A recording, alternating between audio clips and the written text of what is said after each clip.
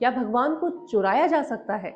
जरा सोचिए, उस ईश्वर को जिसने पूरी सृष्टि रची, जिसने समय को जन्म दिया, जिसने मनुष्य को सांस दी, क्या कोई और उसे उठा सकता है? और सबसे हैरानी की बात ये, उस चोर को खुद ये भ्रम हो गया कि उसने भगवान को चुरा लिया। सवाल उठता है कि आखिर वो कौन था जिसने श्री बांके बिहारी जी के मंदिर में घुसकर उन्हें चुराने की कोशिश की? कौन था जिसने सोचा कि वो भक्तों की आस्था को तोड़ सकता है, भगवान लोगों से दूर कर सकता है? वृंदावन आज भी कहता है कि भगवान को कोई नहीं चुरा सकता। हाँ, इंसान अपनी नीयत से खुद को जरूर खो देता है। अब बात करते हैं उस साल की जिसने पूरे वृंदावन को भीतर तक हिलाकर रख दिया। साल था 1971। वृंदावन की पावन भूमि पर स्थित श्री बांके बिहारी जी का मंदिर सिर्फ भक्ति का केंद्र नहीं रहा, बल्कि उस साल एक ऐसे रहस्यमय का साक्षी बना जिसे लोग आज भी भारी मन से याद करते हैं। मंदिर के भीतर एक तोपखाना था, खजाना जहां भक्तों की वर्षों की श्रद्धा सुरक्षित थी। वहां केवल सोना चांदी नहीं रखा गया था, वहां भाव रखा था। कहा जाता है कि उस तोपखाने में सोने की ठोस राधा रानी की मूर्ति थी, गाय बछड़े की 4 जोड़ी स्वर्ण मूर्तियां थी, सोने की फ्लावर पॉट थे, हीरो और सोने में से जड़ा मोर आकृति वाला हरा रंग का मोर पंख था, और ना जाने कितने बहुमूल्य आभूषण जो भक्तों ने अपने विश्वास के साथ चढ़ाए थे। लेकिन 1971 में ऐसा कुछ हुआ जिसकी किसी ने कल्पना भी नहीं की थी। एक नहीं, 2 बार मंदिर के तोप खाने में चोरी हुई। जब पुजारी और सेवक वहां पहुंचे तो सब कुछ वैसा ही था। दीवारें, दरवाजे, शांति, बस वो आभूषण नहीं थी।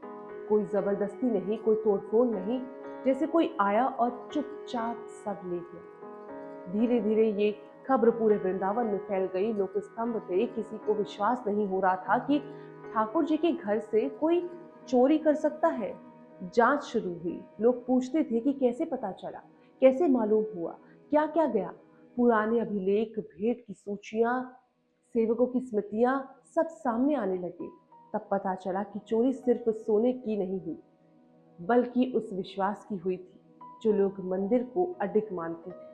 बाद में जानकारी मिली कि इसमें कोई आभूषण चोरी होकर बाजारों में बेच दिए गए थे, जिन हाथों में उन्हें छुआ, जिन्होंने शायद कभी उन्हें भगवान को अर्पित किया होगा, जिसे उन्होंने धातु नहीं समझा होगा, भक्तों की आस्था को बेच दिया। वृंदावन रोया, लेकिन उस रोने में एक समझ जन्म ली। लोगों ने कहा, अगर ये ठाकुर जी की इच्छा के बिना होता तो क्या ऐसा संभव था? और तभी एक पुरानी बात फिर दोहराई जाने लगी कि बांके बिहारी जी वैभव की नहीं बल्कि भाव के भूखे हैं। शायद इसी कारण आज उनके मंदिर में कोई राजसी प्रदर्शन नहीं होता, ना घंटियों का शोर दिखता है, ना वैभव दिखता है। बस एक पर्दा है जो खुलता है और बंद होता है, जैसे कोई बालक झांक रहा हो।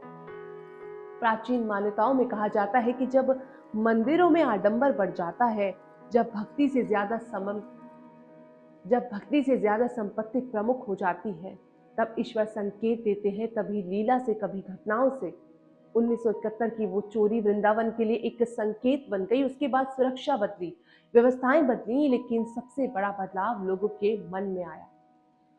उन्होंने समझा कि कृष्ण सोने में नहीं बल्कि वो भाव में रहते हैं। आज जब कोई बांके बिहारी मंदिर जी के दर्शन करने जाता है तो उसमें एक एहसास होता है, यहाँ कुछ अलग है। यहाँ ईश्वर राजा नहीं बल्कि बालक है, यहाँ भगवान दूर नहीं अपने हैं। और शायद यही उस पूरी घटना का सार है। जो लोग सोचते हैं कि भगवान को चुरा सकते हैं, वो असल में अपनी आत्मा खो देते हैं, क्योंकि भगवान कभी चोरी नहीं होते। वो वहीं रहते हैं जहाँ सच्ची श्रद्धा होती है, जहाँ सच्ची भक्ति होती है। और 1971 के वाक्य पर आपकी क्या राय है, या आपने क्या सुना है, हमें जरूर कमेंट में बताइएगा।